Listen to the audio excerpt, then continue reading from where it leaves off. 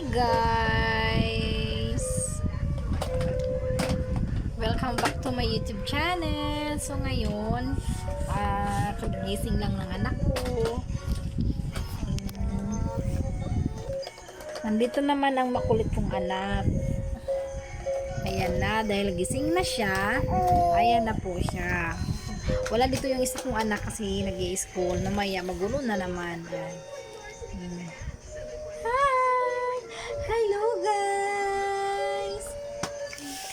Hello po guys! Ayan po, naglalaro po ang aking anak. Oh, mabilis lang po siya magsawa sa laruan niya. Ayan.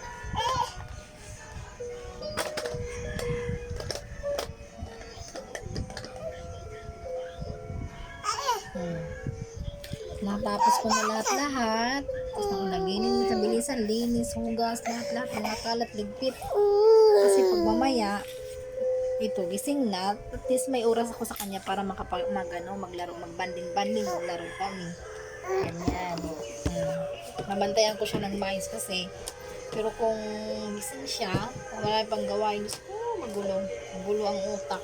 So, kailangan, pag may mga anak tayo, pag tulog ang mga anak natin, kailangan, tulog agad linis, hindi yung kung porke tulog na yung anak mo, magano ka na, maghiga-higa ka na, tapos saka ka na maggalaw-galaw pag gising na yung bata, di ba? Hindi naman ganun pwede.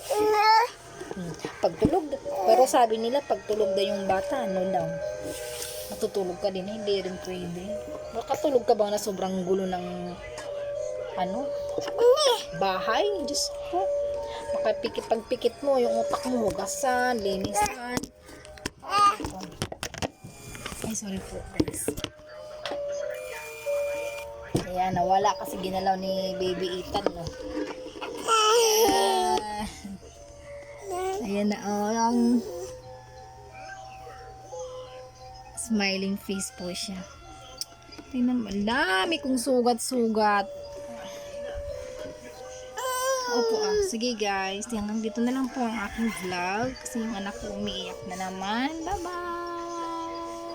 Don't forget, share and like and subscribe to my YouTube channel. Pa-share na lang po ako. Thank you po sa support. Bye!